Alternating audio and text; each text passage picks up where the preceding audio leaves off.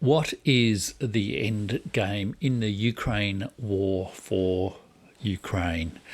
Perhaps that is the most difficult and uncertain question to answer in this series on the Ukraine Endgame. I've spoken about it as a five-state war. I've looked at it from the perspective of Russia, of the United States, of Europe, of Britain. But what about Ukraine? What are Ukraine's prospects now as we approach 4 years of the war? It's not looking good. Over the last week, there has been a torrent of bad news for Ukraine in the military situation, the political situation, the diplomatic situation, the financial economic situation, and not least in its social circumstances.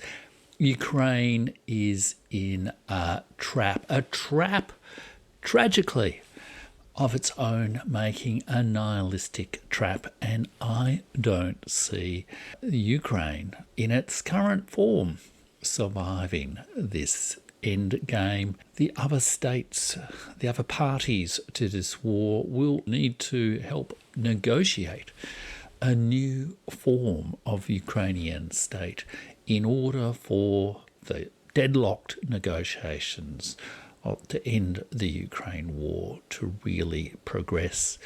The end game for Ukraine in the Ukraine war is a new kind of Ukraine. My name's Jeff Rich. This is The Burning Archive. I'm a historian, ex-government official, and I've been following the Russia-Ukraine-NATO war since before its breakout, indeed, in 2021, 2022.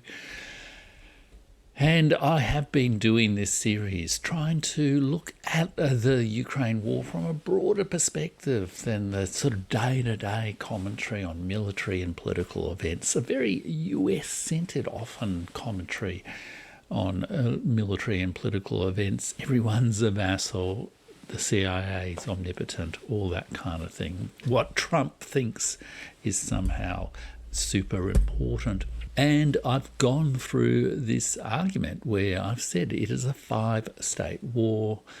In a way, the four other states have been fighting over the loot of Ukraine: Russia, Britain, the United States, and Europe. And the conflicts between them is making the peace negotiations very difficult. But Ukraine is not an innocent victim in that process, especially the Ukraine that has been dominant since 2014, the anti-Russia project, the nihilistic trap, the Ukrainian nihilistic trap that Emmanuel Todd described in his book, The Defeat of the West, has really contributed to its downfall.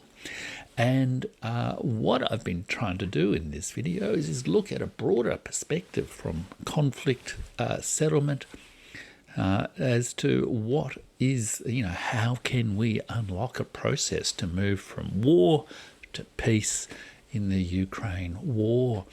I've been fairly critical and fairly sceptical of all the parties involved in the war. My assessment is none of them currently have a sound foundation for a genuine, lasting peace. Perhaps there are some inching steps forward, but they are slow steps and they're based on pretty weak foundations. And the dilemma I've really confronted with doing the video on Ukraine is I'm not sure that the current state of Ukraine is capable of even taking the most basic steps. I wonder whether indeed there needs to be a significant change in the political constitution of Ukraine before we can really enter the endgame of those negotiations. And there has been a torrent of news this week about collapsing political authority, collapsing military situation, declining diplomatic influence, and growing economic and social crisis within Ukraine. It's approaching the winter. The electricity system is not working well. Refugee crisis is very significant. The resistance to conscription and mobilisation is strong. And the corruption crisis that has broken out, it's not simply a manipulation by American super genius politicians. It has its roots in Ukrainian society and Ukrainian political institutions. That crisis is really undermining the power system that has been created by Volodymyr Zelensky and his chief of staff, Andriy Yermak, over the last 10 years or so. It is a really drastic situation. Let me, just before I get into the deeper discussion of what's coming for Ukraine, have a little, give you some highlights of some of the news this week. And that news really indicates that there is a deep, deep crisis for Ukraine. So just today, it's the Kievan court has released the anti-corruption detective Ruslan Magomedov. He's been released by the Kiev Court of Appeal. It reflects growing pressure on the current Zelensky regime. And a number of Ukrainian opposition and dissident politicians or political figures and journalists have pointed out that his release is releasing just one of 30,000 political prisoners in Ukraine. Just let that sink in, folks. People who are standing with Ukraine, celebrating Zelensky as Churchill and Ukraine as a democracy, are standing with a state that has 30,000 political prisoners. Diane Penchenko, the admirable and courageous Ukrainian journalist, has reported that Zelensky has a black mark on his name now from US and Europe and internally as well, and that there is growing panic signs within the internal politics of Ukraine. She writes that the anti-corruption agency, again, not just a tool of the United States, however much the United States might be wanting to manipulate that agency, and I'll get to that a little bit later in the video. The anti-corruption agency has opened cases against 70 MPs from Zelensky's Servant of the People party. There is a major move going on in Ukraine at the moment to redistribute power, if you like, from the president's office to the people in the Rada. And Panchenko says his entire team is leaving him. Being seen next to Zelensky is now toxic. Neither Trump nor Putin want to meet Zelensky. Everyone knows he's been given the black mark and is seen globally as corrupt. Many Ukrainian politicians are already quietly fleeing to Moscow in an attempt to negotiate. They hope that the Russians and Americans will come and shower everyone with money for the elections. It won't happen that way, according to my information. That's Diane Penchenko. The US and Russia are already discussing possible candidates for the position of president. And indeed, so are the Ukrainian press, such as Strana, talking about David Arkamia, who I mentioned before, but also the former President Yulia Tymoshenko, who as well as Petro Poroshenko. And there is a view in some quarters that given Poroshenko is hated by Zelensky's party in general, Tymoshenko may be a compromise candidate, even particularly to sort of, come to terms with the difficult process of accepting a humiliating peace, because ultimately, or let's say a humiliating defeat, and starting to make some moves for Ukraine to move forward. So they're just a couple of key examples, but there are other things. The European Central Bank has determined that it will not participate in a reparations loan stealing the Russian assets. The US Defense Secretary, Deputy Secretary of State Christopher Landau, has had a temper tantrum at the NATO meeting because the European officials are rearming their states by working with European defence industries rather than sending all the money over to Washington. And opposition politician in Ukraine, Alexander Dubinsky, has also talked about key issues in the dynamics of Trump's withdrawal of support from Ukraine. It is not at all seeking a peace.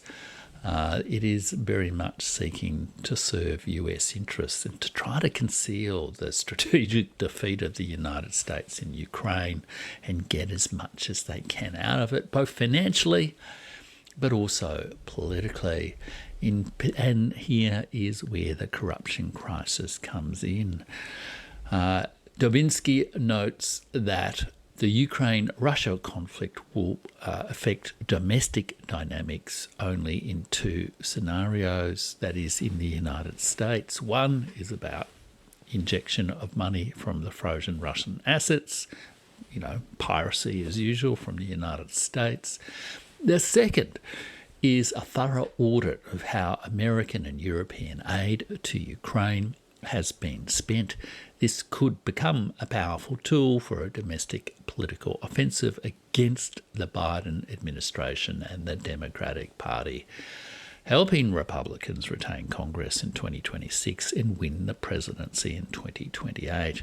This is the context in which I see the transfer of Ukraine policy oversight to Vice President J.D. Vance.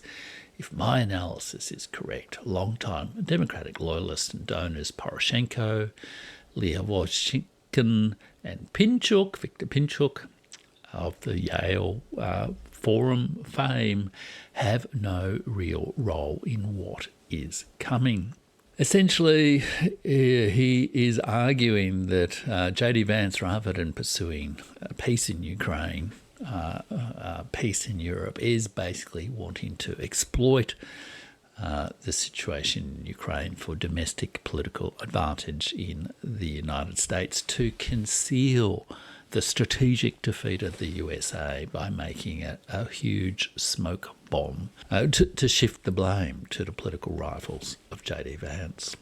So everyone is bailing on the Zelensky and the Kiev regime. And what's more, Vladimir Putin has made it very clear this week that it is not possible to genuinely conclude a peace agreement with the current Ukrainian regime, both because it's illegitimate, because its intentions cannot be trusted, because it is so deeply formed out of this anti-Russia project and rather toxic foreign policy project of both Europe, Britain and the United States over many years, and because, what's more, the state is disintegrating.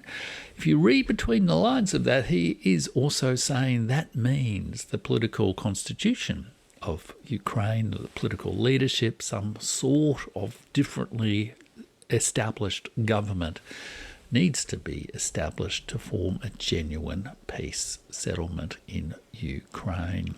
So with the Ukraine Endgame, I have a slightly different assessment of what's going on than I have with the other four states of the war. I have been arguing that, there needs to be an attempt to respond to the root causes of the war in the current Kievan government's condition.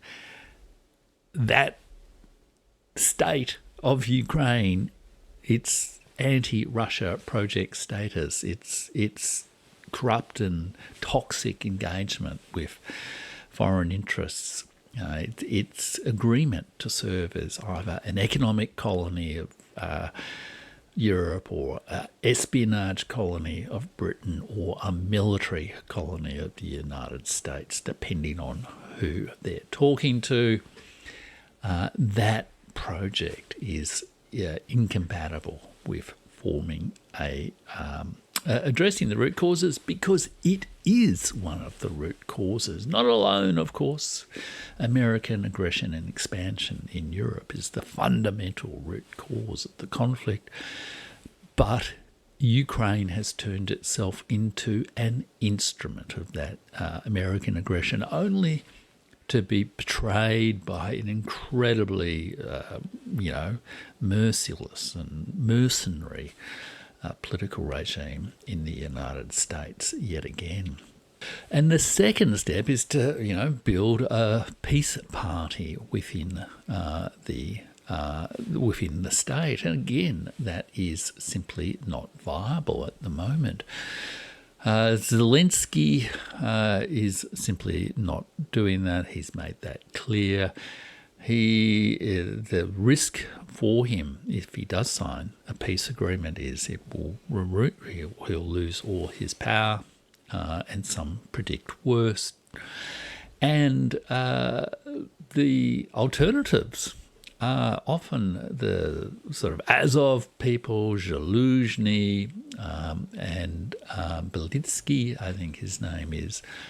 They are, in fact, often the quite popular figures in Ukraine. So there is, at this point, no realistic, within the sort of established power bases of Ukraine, there's really no realistic prospect of a peace party at all. So that there really needs to be a new foundation for Ukraine at some point, some reconstitution of its politics in order for that to happen. And then the third question is about the sovereign authority acting consistently and coherently to implement any peace agreements.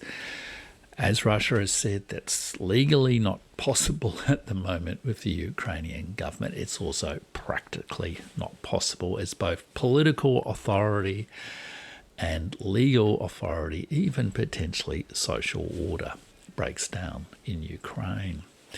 So I'm not going to go through each of those key steps in this video. I'm going to really focus on the fundamental question of when and how Ukraine can go through a process of ending its current anti-Russia project and reforming in some, basis for being a genuine partner for peace in Europe and with Russia. And here I want to draw attention to an analysis earlier in the week, both by the media outlet Strana.ua, a sort of opposition media outlet, a Ukrainian media outlet, but also by the former spin doctor for Volodymyr Zelensky, and now, I guess, rival candidate for president, exiled political figure Alexei Arestovich. First, in Strana, they point out this week that Yermak's, the chief of staff of Zelensky, who'd been forced out of office due to the corruption investigation incriminating him, his resignation is especially destabilising, both for domestic and external policy for Ukraine. Domestically, Zelensky is losing control of the mono-power system. That's the term that's used in Ukraine for the sort of power structure or vertical power structure that Zelensky and his circle have built over the last years. because Yermak was instrumental in controlling this. And this includes, the usual things of politics, patronage and appointments. There's a very large group of regional power figures who are appointed primarily by Yermak, and there is an expectation of a widespread regional purge within the officialdom of Ukraine, which will exacerbate the instability. There's also speculation about a potential resignation by Syrskyi as head of armed forces. Yermak's departure is also very destabilising for external relations. Because he was central to the control of the war, security, sort of diplomatic apparatus. That was why Zelensky used him, made him the leader of the Geneva negotiations to see if that would provide some level of cover. So at both the domestic and the external level, the sort of power structures, the actual processes and institutions and patterns of behaviour that actually make government and power, political authority work day to day are sort of breaking down in Ukraine. And this is what Diana Panchenko is referring to, and also why everyone is trying to scramble for an alternative candidate. Now, this is happening both within Ukraine as well as externally. It's not surprising that external people should be discussing alternative candidates. The question is, who realistically can command authority and operate a power system, and that is not at all clear. Two broad scenarios are developing in terms of the endgame of the peace negotiations. In scenario one, under increasing pressure, and this is a quote, to make concessions in the war-ending negotiations, Zelensky may decide to resign altogether, and the final negotiations for signing the agreement will be led by the acting president, who may be the Speaker of the Parliament, but this may not be the current Speaker of the Parliament, who's not widely well regarded. In essence, there would be a reconfiguration, a sort of power struggle to become the Speaker of the Parliament and therefore acting president. The second scenario is that the system of power will completely collapse and become unmanageable, leaving no one to negotiate peace with. However, this could have catastrophic consequences for the military situation, and therefore the Ukrainian elites and the West will try to prevent it. However, they may not prevent it. And this is where they are talking about a couple of potential candidates. And this is the very interesting speculation they raise of the re-emergence of Yulia Tymoshenko as a sort of an end of war, a change of regime president, if you like, a bit like the way Muhammad Yunus temporarily took over Bangladesh at the end after the change in government there in, I think it was 2024. Quite an old figure, a distinguished figure, a figure close to America in particular, who came to sort of heal the wounds and manage a transition without necessarily expecting to be president forever, to be a transitional figure. And this is where they're saying Tymoshenko might come in. They say the new Rada speaker will be someone who is ready and willing to sign a peace agreement. Only one person in Ukraine has experience signing major agreements involving Russia, and at the same time a sufficient level of self-confidence, someone who has nothing to lose and who is already thinking about her place in history. That person is Yulia Tymoshenko.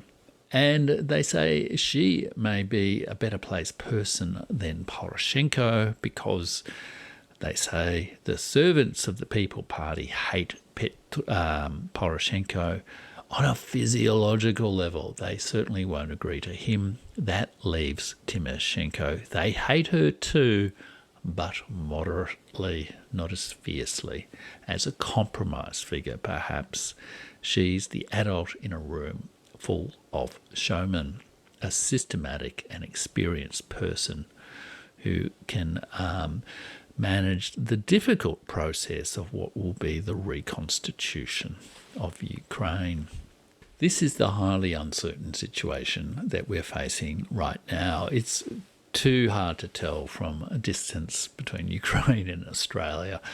And I don't really, I think podcasters who are speculating that this is the end and this is a certain outcome, or that America's trying to do this, or Britain's trying to do this, or the intelligence agencies have got it under control, are really selling you a snake oil solutions. The situation in Ukraine is deeply uncertain and stable, and the role of various domestic and external actors is very, very complicated. It's very clear that the political authority, the power system that Zelensky has built on and survived by over recent years is breaking down. The question is who, how, and what will come to replace it, and that will be driven by the military crisis, the financial crisis, the diplomatic crisis, the social crisis, and not least the political crisis. And the corruption agencies are not just tools of the USA. They are pursuing their own agenda. They know deeply that Ukraine is a deeply corrupt society. They have managed to collect thousands of hours of tapes in the apartment of an oligarch or business associate of the president of the Ukraine, revealing incriminating evidence that's forced out of power the chief of staff of the president. These people are pursuing their own agendas, no doubt, for Ukraine. And the US, as we discussed, is no doubt using a lot of this to achieve its own political ends, but really, as ever, not with the interests of Ukrainians at heart. And you can hear increasingly read increasingly in the Ukrainian press a desire to form a new kind of Ukrainian project that is no longer subject to American political whims or European political whims or Russian political whims as well. Indeed, let me quote Alexei Arestovich on that point. He is quoted in Strana again to say that the 28-point peace plan should not be seen as a capitulation. He writes that, or comments that, this is the price for incompetent policies and theft over the past 34 years, since 1991, of independence, and this price is quite small compared to the crimes committed against the country. It's worth understanding that with each month of the war, this price only increases. Ukraine's problem isn't just that it chose the anti-Russia project as the only correct one. The main problem is that all these years an anti-Ukraine project has been cultivated against its own country and its citizens. So he says, in his opinion, what will happen, the main question, he says, is what will happen after the war ends and what kind of country will be built. Only, he says, a broad centrist project can form the foundation of a country that wants a future. Recovery can only be based on a strong economy, a strong armed forces, and normal relations with neighbours, including Russia and Belarus. Any attack on a citizen on any basis, linguistic, cultural, religious, or ethnic, must be stopped and publicly punished by the state. This is what equality before the law means. If Ukraine doesn't embrace a broad centrist project, we will face another war, and perhaps more than one, which could end in that same capitulation. There are other voices in Ukraine that are talking in similar ways and increasingly calling for a change in approach that distances Ukraine both from its Western allies and from the toxic nihilistic trap that it has fallen into over the last 10 years or so, since 2014. Constructing a new Ukraine, free of the poisons that have brought ruin on the country since 2014 or 2022 or 1991. Free of the most toxic entanglement with the USA's post-1945 military occupation and political infiltration of Europe. Only by constructing such a new Ukraine can peace, stability, prosperity, a decent life be returned to that ruined country that has been betrayed by its own nationalism and betrayed by the Russian hatred of so many Western elites. The current Ukraine project is a nihilistic trap that is preventing the other parties of the war to escape that trap. Too many of the other parties of the war, Europe, United States and Britain, have been caught into that trap. Some Russians get tempted, or some people on the Russian side get tempted by the whole idea of destroying and eliminating Ukraine. They are falling into a dark mirror of that same nihilistic trap. It's only possible to unfreeze these negotiations if the current Kiev regime breaks down and there is a genuine commitment to build a new centrist Ukraine, in Alexei Aristovich's words, one that has good relations with all its neighbours and perhaps no transatlantic noose around its neck.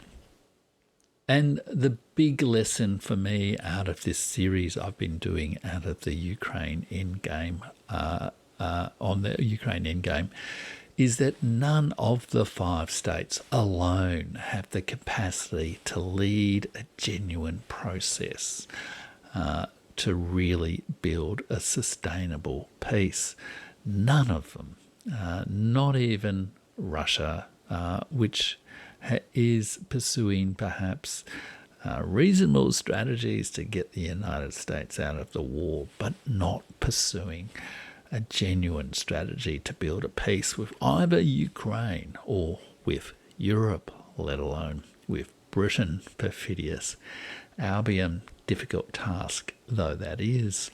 I think there's a need for some imaginative thinking and institutional innovation about how to get peace in Ukraine. And in my next and final video in this series on the Ukraine Endgame, I am going to propose exactly such a thing in a 7-point peace plan for Ukraine that I think might lead to both the reconstitution of a viable Ukrainian state after this tragic war, but also a more enduring peace, not only in Europe, but in Eurasia. Thanks for listening, and do like and subscribe and share this video with others. Spread a message of genuine peace, diplomacy and dialogue around the world. Do make sure you check back in and on both my Substack at jeffrich.substack and here at YouTube to learn more about my proposal for real peace in Ukraine. Thanks for watching.